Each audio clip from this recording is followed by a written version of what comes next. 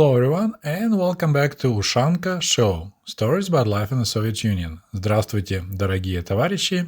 Вы слушаете программу Ushanka Show. And today we have another episode number 18 of my review of Black on Red, My 44 Years Inside the Soviet Union by Robert Robinson. And just a friendly reminder, in case if you're new to my channel or somehow missed it, I have a separate playlist where all these videos are located, and I will provide the link below in the comment section. In this episode, we'll take a look at some events that occurred in spring of 1954. So, Comrade Stalin is dead, Comrade Malenkov lost the power struggle, and new leader of the Soviet Union is Nikita Khrushchev. So Robert Robertson writes, in the spring of 1954, Khrushchev began an amnesty program to review the cases of people who had been arrested and deported during the purges of 1933 to 1938, although purges began way before that. Many innocent prisoners were freed, and others who had been declared enemies of people, враги народа, and shot, or who had died had their records rehabilitated. Khrushchev's amnesty committee often designated wives or children of a deceased husband or father to receive some form of compensation. So Robert Robertson is talking here about rehabilitation, as we say it in Russian, and it was a huge undertaking that began in 1953-54, and by the end, when the process was done, over 4 million people were rehabilitated. I mean, it's an enormous amount. Out of these 4 million people, almost 2.5 million were sentenced to go to the labor camps. And as we talked about it, I strongly believe that Stalin was looking for free slave labor, and he got over 2 million of slaves working in the GULAG labor camps, mining gold, mining other precious metals, cutting trees down so he can get going with his industrialization. Around 765,000 were deported, so a lot of these people were members of the family. So for example, if a father was convicted as being enemy of the people, the whole family now become family members of the enemy of the people. We had special abbreviation for it, and usually those people faced deportation. And of course, the whole nations were deported as well, such as Volga region Germans or Crimean Tatars in 1944. Around 643,000 people were shot right away, and close to 30% of people who went to labor camps had also perished. And here's the example of such spravka. So this is a document proving that the person was rehabilitated. As you see on the top left, it was issued on October 22nd, 1956. And it says that a person named Gorsky Alexander Klementovich, that his case was reviewed on October 13, 1956. And due to the newly discovered evidence, although it doesn't specify what kind of evidence, the criminal case, which was open on October 25, 1938, was cancelled due to the lack of criminal activity, and Gorsky was rehabilitated. And let's see if we can do this word. Posthumously. There we go. He was rehabilitated posthumously. And I don't know about you, but I would have mixed feelings about getting such a document, such as Pravka. So your husband or your father was shot by the government for no reason. There was no crime. So hey, but good news, he is rehabilitated. And Comrade Robertson met a person that went through this nightmare. He writes, a few months after this program began, I was startled to happen upon Marusia Kudinov in the GUM department store. So that's in Moscow. It had been 21 years since her husband, the party secretary in the Stalingrad factory where I first worked, had been declared an enemy of the people and shot. Marusia had aged tremendously. Though only in her 50s, he looked 20 years older. So this lady told Mr. Robinson, the amnesty committee called me to say that a grave error had been made and that they had found him to be totally innocent. He was given a medal. Tears were welling in her eyes as she continued.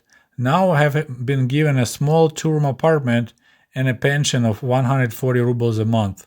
Once a year I can go to one of the best current sanatoriums in the country for my rheumatism. So at least she got a little bit compensation, but of course it will never, she will never get her husband back. And Miss Robinson said, fortunately, your life has now become somewhat more comfortable. Yes, that is true, she said. But after those many long, lonely, tragic years, it is hard for me to feel grateful. So as I mentioned earlier, this process of rehabilitation of the innocent victims of Stalin purges began in 1953-54. Then after Brezhnev replaced Khrushchev, that process kind of stopped almost. They slammed on the brakes really hard. And at some point, Brezhnev was actually trying to restore the image of Stalin. But then after the collapse of the Soviet Union, this process kicked in again.